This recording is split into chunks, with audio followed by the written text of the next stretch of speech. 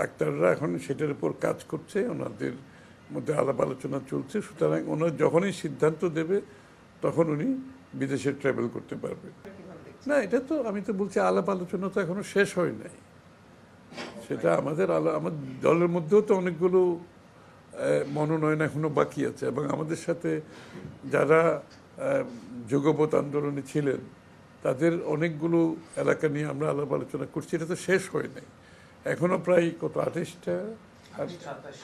27-28টা মনোনয়ন তো বাকি আছে। সুতরাং আমাদের আলাপ আলোচনা জোটের সাথে তো শেষ হয় নাই, আলাপ আলোচনা চলছে। এখানে একটা বিষয় মনে রাখতে হবে, এটা নির্বাচন, এখানে হার জিতের বিষয়, মাঝামাঝি কিছু নাই। কিন্তু আপনি জিতবেন না হারবেন, এবং হার জিতের উপর নির্ভর করছে আগামী দিনে আপনার সংসদে যাওয়া, সরকার গঠন করা।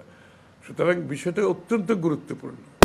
আমরা দেশের দলের ভিতরে দলের বাইরে যাদেরকে এখানে মনোনয়ন দেওয়া হবে, যে সে যাতে নির্বাচনে জিতে আসতে পারে।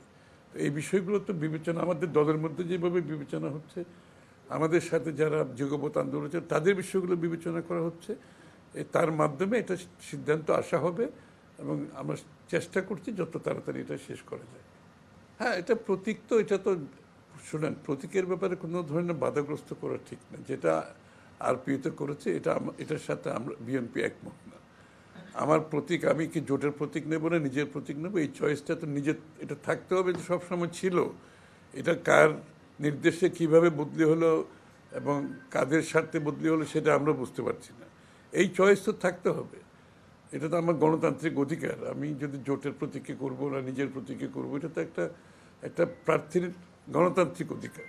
তা আমরা মনে করি সেটা ফিরে আসা উচিত, এবং এরপরে যারা জোটের প্রতীকে করতে চায় করবে, জোটের প্রতীকের বাইরে করতে চাইলে, নিজের প্রতীকে করতে চাইলে সেটাও করতে পারে, সেটাও তো তাদের অপশন, তাই না? এখানে তো আমরা গণতন্ত্রের কথা বলবো তারপর সব চাপিয়ে দেব, সেটা তো হতে পারে না।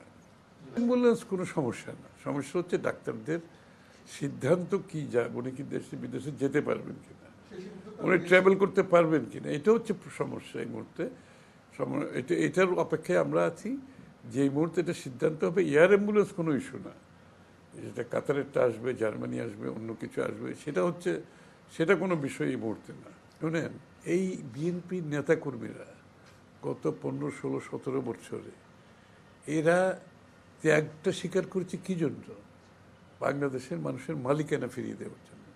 নির্বাচনের মাধ্যমে যারা বাংলাদেশের জনগণ ভোটাধিকার প্রয়োগ করতে পারে না, তাদের ভোটাধিকার ফিরিয়ে আনার জন্য, এবং তাদের ভোটাধিকারের মাধ্যমে বাংলাদেশে গণতান্ত্রিক অর্ডার ফিরিয়ে আনার জন্য। এবং নির্বাচন হচ্ছে গণতন্ত্রের বাহক, নির্বাচনের মাধ্যমে জনগণের ক্ষমতায়ন, মালিকানা ফিরিয়ে পাওয়ার জন্য বিএনপি নেতাকর্মীরা যে ত্যাগ স্বীকার করেছে, আজকে বিএনপি একই নেতাকর্মীরা তারা যত তাড়াতাড়ি দ্রুত নির্বাচনের মাধ্যমে দেশে গণতান্ত্রিক অর্ডার ফিরে আসুক, এটাই বিএনপি নেতাকর্মীদের কাম্য।